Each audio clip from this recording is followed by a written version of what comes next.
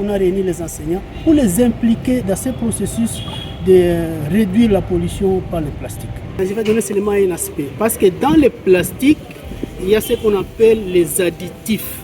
Je prends un exemple, les phtalates, ce sont des retardateurs de flammes qu'on met dans le plastique pour que le plastique ne s'enflamme pas vite.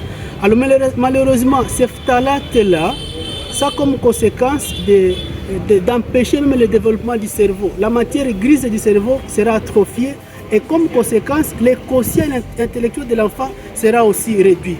Vous voyez cet impact de la pollution plastique sur le cerveau des enfants. Et si l'enfant n'a pas un bon quotient intellectuel, mais il va apprendre comment? Donc c'est vraiment ce qu'on a fait. On aide même les enseignants à bien enseigner les enfants qui sont à bonne santé, parce que la bonne santé, c'est le premier facteur de l'apprentissage. J'encourage d'abord AICED pour ce qu'il vient de faire pour l'éducation, parce que c'est grâce à ces moyens qu'on a organisé la formation des inspecteurs. Et quand les inspecteurs sont formés, là, c'est vraiment le milieu éducatif qui est touché. Alors, nous les encourageons d'aller de l'avant.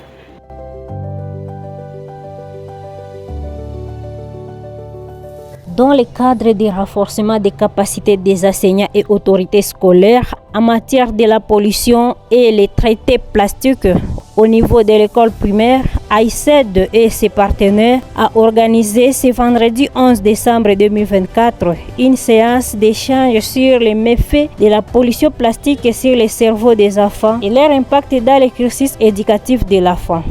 Faustin Nyebon, directeur de l'ONG AICED, indique que dans les aliments chauds que servent les parents aux enfants, dans les récipients plastiques, constitue un danger pour la santé des enfants.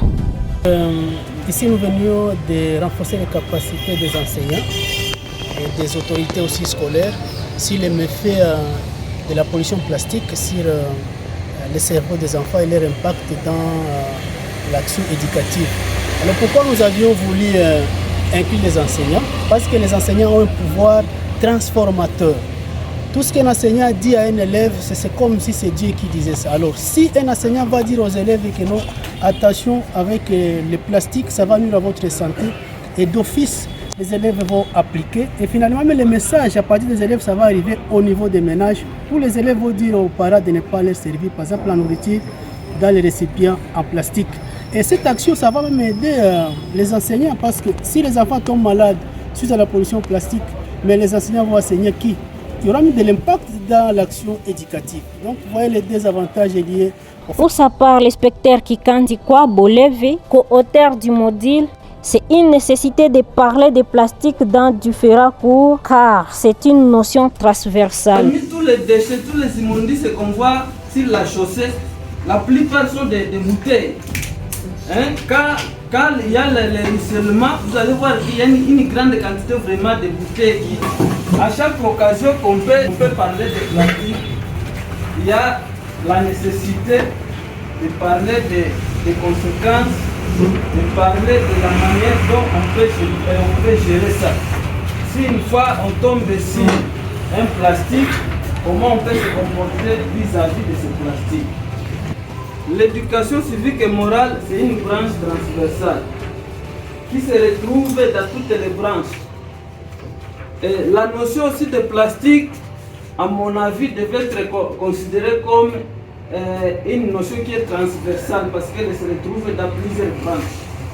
Une grande satisfaction de la part des enseignants et inspecteurs participant à cet atelier, tout en soulignant leur engagement à intégrer la notion de la lutte contre le plastique dans leurs cours. Nyanga Chariki, enseignant de l'EPAIGO, s'exprime. D'abord, nous sommes très ravis de cet atelier qui parle de produits toxiques et plastiques, parce que nous, comme enseignants, on ne savait pas la conséquence de ces produits d'abord. Mais grâce à cet atelier aujourd'hui, nous connaissons déjà que ces produits sont tellement conséquents à la santé de la population de Goma en général de la RDC. Oui, ce module est tellement important. Des recommandations ont été formulées de la part des enseignants, des directeurs et des inspecteurs de la division provinciale de l'éducation pour enrichir le contenu du module. Très important et même pour nos familles. Et comme nous avons préféré que ça commence à l'école primaire, nous trouvons que l'école primaire c'est la base elle-même.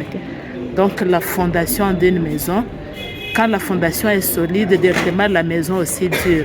Et l'école primaire demeure la fondation de toutes les écoles. Et c'est pourquoi on l'appelle même l'enseignement de base. Nous trouvons qu'à la longue, quand on va bien structurer le module par degré, savoir ce que nous allons transmettre